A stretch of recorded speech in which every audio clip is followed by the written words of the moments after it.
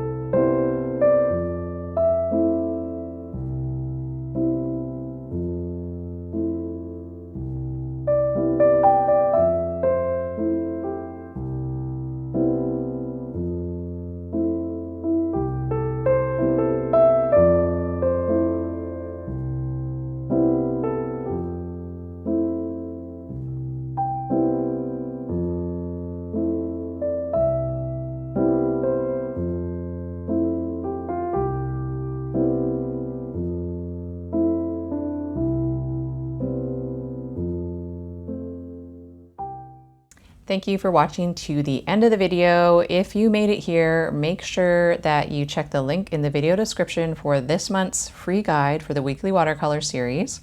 And also, if you want more and if you would like access to all the guides for all of the videos this month and more of the footage and more talking tips and things like that to create these paintings in the series, then check out thewatercolorgarden.com. It's my online school, and I have all of that available every week for the Weekly Watercolor series, plus over 30 plus full-length real-time classes where you can learn watercolor botanical painting in less time so you can create a beautiful country diary or nature journal.